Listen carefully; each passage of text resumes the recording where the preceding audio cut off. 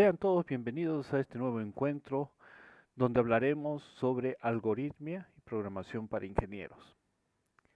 Hemos estado tocando una serie de conceptos, una serie de elementos necesarios para poder comprender el funcionamiento de estos grandes dispositivos, de estas grandes herramientas, las cuales llamamos computadoras. Las computadoras nos proporcionan una serie de facilidades para poder hacer el tratamiento de la información, el tratamiento automático de la información. Habíamos visto que justamente informática quiere decir esto, tratamiento automatizado de la información.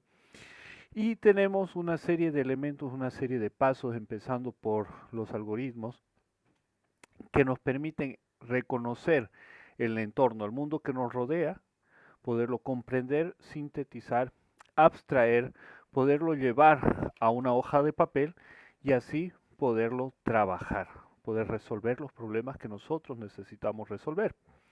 Habíamos dado una serie de ejemplos de diferentes problemas, como ser problemas del área legal, habíamos hablado de los memoriales, que podríamos hacer una pequeña aplicación que a través de una serie de valores de entrada, una serie de datos de entrada como el número de expediente, podamos nosotros directamente tener la plantilla de relleno para poder elaborar un memorial.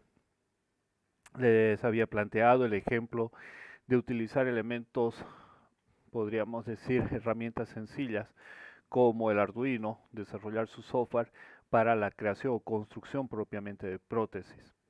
Habíamos tocado otra serie de ejemplos dentro del área de ingeniería, las aplicaciones móviles, pedidos ya, Facebook, WhatsApp, que son aplicaciones desarrolladas. Entonces, el desarrollo, la objetividad va dependiendo del área. Pero cualquiera sea el área donde nosotros querramos involucrarnos en el tratamiento automático de la información informática, que habíamos tocado el concepto, debemos comprender las bases del funcionamiento, porque de ese modo nosotros podemos comprender de mejor manera cómo trabajar, cómo utilizar todos esos elementos y hacerlos encajar como eslabones en una cadena o como pequeños engranes que van funcionando rítmicamente para poder desarrollar un software. Tenemos que ver que primera cosa, primera condición es que nos debe gustar lo que estamos haciendo. Debemos trabajar con cosas que realmente no son de gusto, que le vemos la utilidad. Habíamos hablado de los diferentes puntos, comprender las cosas que nos rodean, saber cómo funcionan, poder ayudar a los demás, mejor relacionamiento, poder resolver problemas, crear algo que no existe aún en nuestro entorno. Y ese no existe también, aunque nosotros hagamos el mismo ejercicio, el mismo trabajo, vamos a ver que la forma de pensar que nosotros introducimos en ese trabajo es única. Por ejemplo, si yo les planteo una serie de valores que tenemos aquí para sumar, voy a cambiar el tipo de vista. Si yo les presento esta serie, 5 más 3, más 6, más 2, más 0, más 1, más 3, más 4, ¿y cuál es el resultado? Entonces nosotros sí podemos hacer eh, la, la resolución, pero cada uno pondrá parte de su lógica, parte del proceso propio que tienen para poder resolver el mismo problema. Aunque entreguemos el mismo resultado, vamos a seguir muy diferentes procedimientos. Por ejemplo, habrá quien diga, no, a mí me gusta organizarlo así. Yo voy a sumar 5 más 3, que es 8. Luego voy a sumar 6 más 2, que es 8, y 8 y 8 es 16. Luego voy a sumar ese 16 más 0, sigue siendo 16. Ese 16 más 1, un 17. 17 más 3, ¿cuánto es? 20 más 4, 24. Entonces tenemos ahí un resultado, el valor 24. Nosotros decimos, bueno, no, a mí no me gusta resolverlo así, yo prefiero hacer todo linealmente. Entonces empezamos 5 más 3, 8. 8 más 6, 14. 14 más 2, 16. 16 más 0, 16. 16 más 1, 17. 17 más 3, 20. 20 más 4, 24. Obtenemos el mismo resultado. Habrá otro que busque los números más grandes. Por ejemplo, 5 más 6 es 11. 11 más 4, tenemos 15. 15 más 3, 8. Perdón, 15 más 3, 18. 18 más 3, 21. 21 más 2, 23, más 1, 24. Ya no necesito sumar el 0. Entonces, cada uno pone su propio pensamiento, su propia forma de pensar, la mete en el desarrollo de este algoritmo, en el desarrollo de esta solución. Por lo tanto, va a tener un software que resuelva esta tarea, pero con su forma de pensar, con la forma de pensar que utilizó el mismo programador. Bien, continuemos con el mismo ejemplo. Si nosotros hablamos de las operaciones, habrá otro que diga, no, yo quiero ahorrarme pasos. Entonces voy a quitar este 0 porque no lo necesito. Y voy a agrupar esta parte de acá. Tengo 8. Aquí tengo 8. Aquí tengo 8. 3 por 8, 24. Y también resolvió el problema con agrupaciones. Entonces cada uno le pone ese grano que hace que cada algoritmo sea totalmente diferente. Bien, continuemos. Para nosotros poder procesar esa información, para nosotros poder postular una resolución, resolver un problema, necesitamos saber mínimamente cómo es que funciona la computadora. Todos hemos visto computadoras, ¿sí? Sabemos que existen diferentes tipos. Existen las muy grandes, que son las supercomputadoras, que ocupan, uno, bastante espacio, dos, hacen tienen una gran capacidad de procesamiento. Acá tenemos el top 10 de las supercomputadoras. Esta noticia es del 30 de septiembre de 2019. Se mantiene más o menos el esquema. Aquí tenemos imágenes de superordenadores que hay en diferentes partes del planeta que están trabajando, resolviendo problemas, haciendo simulaciones que necesitan grandes capacidades de procesamiento de datos, procesamiento automático de la información. Estas supercomputadoras tienen sus características que trabajan a grandes velocidades. Por ejemplo, tenemos 148 petaflops. Un petaflop en el jerga de computación significa que realizan más de 1000 billones de operaciones por segundo. Imagínense la cantidad de operaciones que tiene la capacidad de realizar una supercomputadora. Bien, aquí está el top 10. Hablemos de la Summit, que está en un laboratorio en Estados Unidos. Es un computador que fue construido por la IBM para este laboratorio, que pertenece a los departamentos de energía de Estados Unidos. Ocupa el equivalente a 2 canchas de baloncesto y alcanza unos increíbles 148.6 petaflops gracias a sus 2.41 millones de núcleos. Imagínense 2.41 millones de microprocesadores trabajando. Y uno en ese momento dice, rayos, ¿qué significa un procesador? ¿Qué significa un núcleo? Enseguida lo vamos a ver. Este otro, el segundo, también del laboratorio de Estados Unidos, que tiene una capacidad de 94.6 petaflops. Fíjense, que está dedicado a la investigación militar. Aquí tenemos uno de China, que tiene más de 10 millones de procesadores y alcanza los 93 petaflops. Trabajo en paralelo. Tenemos aquí un cuarto que está también en China y fíjense que alcanza los 61.4 petaflops. O sea, son capacidades increíbles. Pero ¿cómo es que estas computadoras pueden trabajar varios núcleos a la vez, pueden procesar tanta información? Para eso hubo toda una evolución que vamos a ver y hemos tocado ya un poco el tema de las generaciones de computadores. Vemos el tema del transistor, vemos el tema de ciertos elementos que ayudaron y nos llevan a ver lo que es la arquitectura de von Neumann. La arquitectura de von Neumann es, digamos así, el principio básico de funcionamiento de un computador. Von Neumann, un científico que pueden verlo, trabajó también al tema del proyecto Manhattan y algunos datos más que podemos encontrar de él. Fíjense, postuló una arquitectura basada en lo que tenía como experiencia sobre el cuerpo humano, sobre nosotros mismos. Y es ahí que dijo, a ver, ¿qué necesitamos nosotros para procesar información? ¿Qué necesitamos nosotros para pensar? Entonces ahí dijo, a ver, vamos a chequear y dijo, bueno, del cuerpo humano nosotros para pensar necesitamos la cabeza, ¿no? El cerebro que va haciendo las conexiones nerviosas, que va procesando la información, hace un tratamiento en paralelo, pero fíjense que lee, tiene muchos sensores, tenemos los sentidos. Los sentidos los aprendemos como que son 5, pero en realidad son muchos más. El doctor Ricardo Castañón Gómez, un neurocientífico boliviano, él postula que tenemos entre 21 y 22 sentidos. Entonces, veamos. Tenemos esos sentidos que nos sirven de sensores para comunicarnos con el exterior, comunicarnos con nuestro entorno, poder relacionarnos también con otros que son parecidos a nosotros, poder entablar comunicación.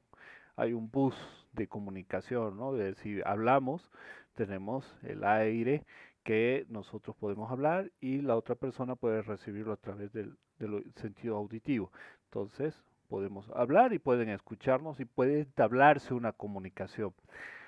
Cuando hay muchas personas que están intentando tener una charla, por ejemplo, una reunión, puede haber un moderador que diga, bueno, ahora por favor hable usted, ahora le toca a tal persona, ahora le toca a esta otra, y así sucesivamente. Entonces estamos hablando de que hay reglas de comunicación, ¿sí? Hay caminos, hay reglas, hay quien tiene que controlar, dice, bueno, le toca ahora a usted, le toca ahora a usted, y así sucesivamente. Luego tenemos una memoria. Gracias a esa memoria nosotros podemos almacenar recuerdos. En función a esos recuerdos, a lo que llamamos experiencia, podemos pensar y resolver futuros problemas. ¿Por qué? Porque tenemos la experiencia de resolución de un problema. Entonces veamos, memoria, sensores y actuadores. Los actuadores son por donde nosotros podemos enviar respuesta hacia el mundo exterior. Por ejemplo, mi sensor, el tacto, toco una hornilla caliente, va a haber una respuesta inmediata en la cual voy a retirar la mano. Entonces hay una acción, una reacción y hay una comunicación. Tomando este principio, nosotros podemos ver la arquitectura de von Neumann justamente como este elemento, donde nosotros tenemos estos elementos. El CPU, que es la unidad central de procesamiento, ¿sí? Que tiene tres elementos principales. Vamos a hablar del contador de programa, que es el que me va diciendo, ahora toca tal posición, ahora toca tal posición, toca la siguiente posición, y va incrementando, va contando y va indicando a quién toca hablar. Una unidad de control, ¿sí? Que es la que controla, es realmente el árbitro, quien se encargará de todo. Una unidad aritmético-lógica, que es la que nos permite procesar la información a través de cálculos matemáticos y cálculos lógicos. Tenemos las operaciones lógicas. La memoria principal, que ya hemos hablado del recuerdo, donde se va a guardar la información, las instrucciones para seguir. Y tenemos un sistema de entrada y salida, es decir, que tenemos una forma de comunicarnos con el exterior, tanto para recibir señales, recibir datos, recibir información, como para dar respuestas hacia el exterior. Nuevamente veámoslo desde este otro punto de vista. El CPU ya tratando un poco más profundamente, ya más la forma interna del computador. Entonces tenemos la CPU, unidad central de procesamiento, repitámoslo, unidad central de procesamiento, que es la que interpreta las instrucciones. La CPU tiene los registros, tiene el intérprete, tiene el contador. Tenemos la unidad de control, quien es el árbitro, la unidad aritmético-lógica, no olvidemos, aritmética, matemática y lógica.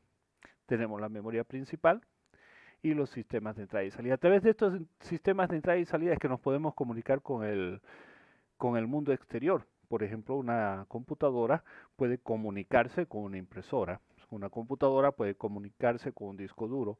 Una computadora, el CPU, puede comunicarse con una cámara y podemos tener los efectos que tenemos. Por ejemplo, ustedes están viendo ahorita en esta parte mi imagen con un fondo transparente, que en realidad yo tengo detrás mío una tela verde que me permite encontrar los bordes, difuminarlos y poder hacer el efecto de transparencia. El software que utilizo, la aplicación, software propiamente de computadora, es OBS, bastante sencillo, pueden curiosearlo en internet. Y fíjense que esto que estamos haciendo en este momento no solamente es para el área de ingeniería, para el área de sistemas, para el área de redes, sino que podemos aplicarlo en muchas otras áreas, ¿sí? Bien, sigamos con la comprensión un poco del trabajo de arquitectura de von Neumann. Entonces, hemos dicho que esta arquitectura nos permite estandarizar y hacer que una computadora pueda hacer múltiples tareas, primera cosa, múltiples tareas, pero también permite hacer las tareas, simular un paralelismo y hacer muchas cosas a la vez. Es así que un computador nos permite dibujar, nos permite hacer documentos de texto, nos permite estudiar el sistema respiratorio, ver imágenes, sacar fotografías, todo lo que nosotros podemos hacer actualmente. Tengo mi proyector, a la vez tengo mi OBS, estoy trabajando con dos pantallas en este momento, pero ahí se puede ver el fondo. Sí, entonces trabajamos múltiples tareas, inclusive puedo tener, por ejemplo, mi WhatsApp abierto, puedo tener carpetas abiertas, puedo estar viendo imágenes como las que tengo aquí, que es una de las que les quiero mostrar.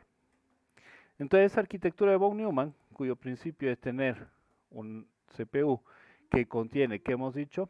Contiene una unidad aritmético-lógica, tiene una unidad de control, tiene la memoria principal, un sistema de entrada y salida, y para que todos ellos se puedan comunicar, ¿sí? Para que todos estos elementos se puedan comunicar, tiene los buses de datos, buses de control y buses de sistema, que nosotros los manejamos en uno solo. ¿Qué son los buses? ¿Qué es el bus de datos, el bus de control? Bien, esta es una tarjeta madre de una computadora 286 de 1982, por si les interesa el año. Fíjense que el trabajo, la velocidad de trabajo, es de 8 MHz cuando estaba en turbo. La configuración de esta tarjeta se hacía manual. Acá vemos los suites que nos permitían hacer la configuración para ver la tarjeta madre. Muchos, si vamos a las tiendas de electrónica de cada una de nuestras ciudades, vamos a encontrar en tiendas de electrónica la mayoría de estos componentes, resistencias, capacitores, circuitos integrados, que nos permitirían armar legalmente nuestra propia computadora. ¿Ya? ¿Por qué? Porque es así. Fíjense, esta tarjeta madre tiene unos increíbles 640 KB de memoria RAM. ¿Qué quiere decir KB? De las unidades de información. Bien, la más chica es el bit. El bit es equivalente a tener un foco encendido o un foco apagado. Tenemos un estado de encendido o un estado de apagado, o a nivel lógico diríamos verdad o falso. Luego tenemos un byte, que son 8 bits unidos, que nos forman un valor numérico. Del byte viene el kbyte, el megabyte y así sucesivamente. Lo vamos a ver en una próxima sesión con más detalle. Entonces, esta memoria RAM, recordemos, 640K de RAM. Sí, era una bestialidad de tarjeta para esa época. Pero ahora nos daría chiste. ¿Por qué? Porque hablar de 8 GB de memoria RAM, 8 GB tiene 1024 megas y un mega tiene 1024 KB. Así que imagínense la capacidad de las memorias actuales. Ahí tenemos una tarjeta. Los buses de datos son esos pequeños caminos que podemos detectar aquí atrás, se los pueden ver en la tarjeta, son esos hilos por donde va a circular los datos de mi tarjeta madre. Aquí tengo una tritón dorada en la cual puedo ver de mejor manera los buses. Fíjense, son hilos de cobre que conectan todos los elementos de mi tarjeta para poder comunicar. Esos son los buses de comunicación. Están yendo de un lado a otro para poder llevar los datos. Hemos dicho que dato es una palabra, un valor, un número, sin un sentido propio. Entonces, cada elemento recibirá datos y luego los relaciona para poder dar el contenido de información. Veamos, repasemos entonces. Tenemos el CPU, que es la unidad central de procesamiento. Aquí podemos ver en esta tritón dorada, aquí iría el microprocesador. ¿Sí? Tenemos la memoria principal, que es la memoria caché que tiene el mismo procesador, y aquí tenemos una memoria secundaria que ahora está muy relacionada, que es la memoria RAM. ¿Sí? Tenemos los diferentes elementos. Hemos dicho CPU con la unidad de control, la unidad aritmético-lógica, tenemos la memoria principal, dispositivos de entrada y salida y los buses de datos. Nuevamente aquí insisto en el tema de los buses de datos, fíjense qué belleza cómo se ve los buses interconectando cada uno de los elementos. Aquí tenemos los puertos PCI y están relacionados. Acá está el procesador, fíjense, se ven los caminos, los buses de sistemas, buses de control, buses de datos. Entonces, esos son los elementos que conforman la arquitectura de von Neumann. Si pensamos en ella, tiene su lógica, ¿no? Si memorizamos, podemos tener el recuerdo, la experiencia. Si tenemos la capacidad de hacer matemáticas y lógica, podemos hacer una serie de tareas, comparar, por ejemplo, podemos sumar, restar, multiplicar, dividir y con estas operaciones podemos hacer cualquier cosa, cualquier otra de las operaciones. Si tenemos una unidad de control, vamos a tener un orden, una secuencia. Si tenemos dispositivos de entrada, vamos a poder leer desde el mundo exterior, salida, vamos a poder dar una respuesta y la memoria que nos permite guardar esa información, ese recuerdo. Entonces, tiene su lógica la arquitectura de von Neumann. Bien, ¿qué pasa con esta arquitectura? Esta arquitectura hemos dicho que nos permite entonces trabajar, ¿sí? Trabajar para poder tener una computadora totalmente funcional, una computadora como tal. Fíjense que en Internet podemos encontrar un sinfín de información, ¿sí? Podemos encontrar los enlaces, las imágenes, texto. ¿Qué es lo que ha pasado ahora con el tema de educación? Nosotros tenemos un mundo de información en Internet, pero tenemos que aprender a buscarla. Y es muy importante que nosotros pongamos de nuestra cuenta para ese aprender a buscar, aprender a encontrar lo que necesitamos. Fijémonos entonces, la arquitectura de von Neumann se relaciona con un reloj que me da la sincronización. Tenemos los dispositivos de entrada y salida, por ejemplo un disquete, una impresora, el teclado, el monitor, el CPU, que es la unidad central de procesamiento, que se comunica con la memoria principal.